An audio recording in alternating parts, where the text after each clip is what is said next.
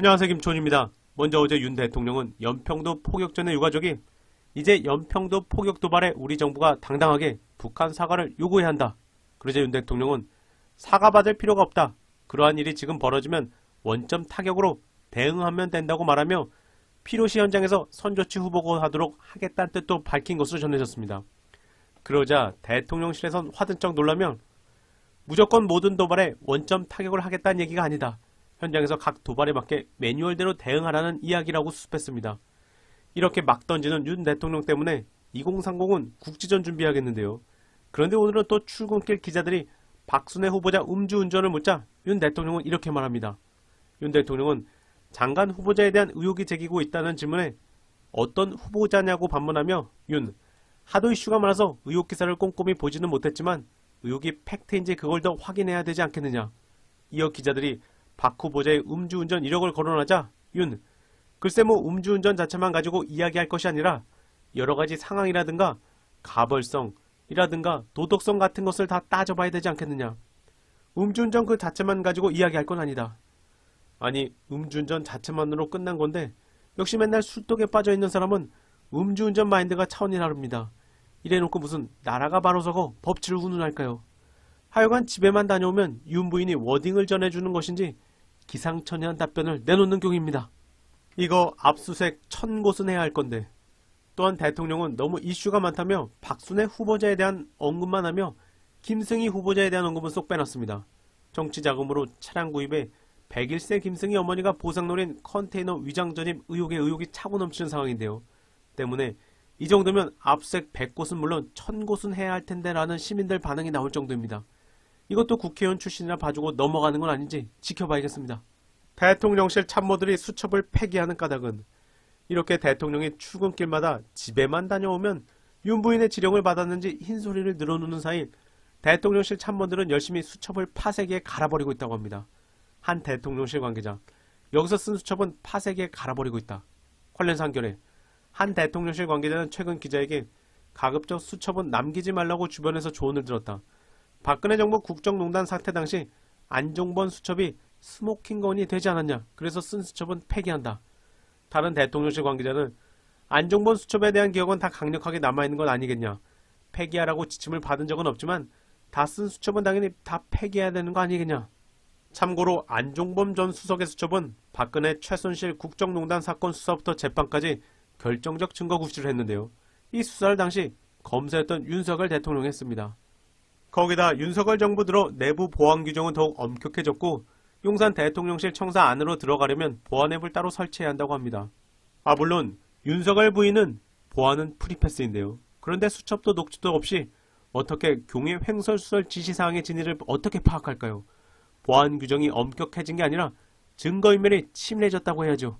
박지원, 경견양, 국정원 X파일 보관. 자 대통령실 참모들이 수첩을 폐기하는 상황에서 박지원 전 국정원장은 금일 김현정 뉴스쇼에 나와서 경정부가 장난 못 치게 들으라는 듯 이런 발언을 합니다. 박지원, 국가정보원이 한국의 모든 사람들의 X파일을 가지고 있다. 예를 들면 정치는 어떤 기업에서 어떻게 돈 받았다더라, 어떤 연예인하고 썸씽이 있다 확인 안 된 것들이다. 그러면서 박지원은 여전히 국정원에 관련 자료가 남아있으며 특별법을 제정해 해당 자료를 폐기해야 한다고 주장했습니다. 국정원장 재직 후 아쉬운 점을 묻는 질문에 국정원이 정치, 기업, 언론인 등 우리 사회 모든 분들을 X파일로 만들어 보관하고 있다. 이것이 공개가 되면 굉장히 사회적 문제가 되고 또 공소시효가 7년밖에 안 되기 때문에 공소시효가 지나서 검찰도 처벌할 가치가 없으면 조사하지 않는다. 이 자료를 저는 여야 의원들에게 이 불행한 역사를 남겨놓으면 안 된다. 그래서 특별법 제정에 폐기해야 한다고 하는데 못했다.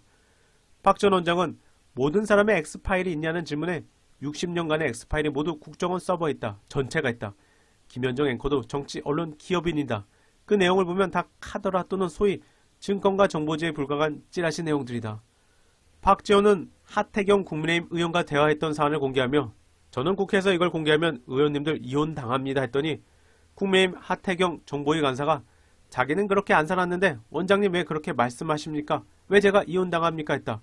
그래서 하태경 의원님 복잡하게 사신 분 아니냐 공개할까 했더니 하태경 의원도 하지 말라고 했다고 전했다고 합니다. 이어 박지원, 난 진심이다. 만약 문재인 대통령과 박지원 국정원장이 영원히 집권하면 공개하지 않겠지만 만약 다른 국정원장 와서 공소시효도 넘은 특정인의 자료를 공개했을 때 얼마나 많은 파장이 오겠느냐. 번외 한동훈 딸 이모 입시 의혹 나오자 돈 안 줬다 해라 입단속. 이어서 한동훈 딸 이모 관련 한겨레 후속 보도입니다. 한겨레는 진씨가 활동한 미국 캘리포니아주 샌에제이 등 실리콘밸리 인근을 방문했다. 여기는 한 장관의 딸과 스펙 공동체를 이룬 진씨 딸들이 고등학교를 다녔고 미국 명문대학을 향한 아시아인 학생들이 치열한 입시 경쟁을 벌이는 곳이다. 이곳에서 만난 이들은 편법적인 기회 획득에 분노하며 세상의 모든 출발선을 갖지 못하더라도 최소한의 규칙은 지켜줘야 한다고 말했다. 캘리포니아주에 거주하는 한인 학부모는 지인을 통해 진씨가 논문을 함께 쓰자면서 참가비로 $2,000를 요구한 적이 있다. 학부모들에게는 자녀가 공부를 잘하니 깎아주겠다, 2개 이상을 함께하니 할인해주겠다고 말하며 다른 학부모에게 비용을 말하지 못하게 했다고 한다. 돈은 주로 온라인 지불 시스템인 페이팔로 주고받는 것으로 알렸다. 지난 5월 초 주송석에 딸과 함께 활동했던 학생의 학부모에게 진씨가 보낸 문자를 한겨레는 입수했다.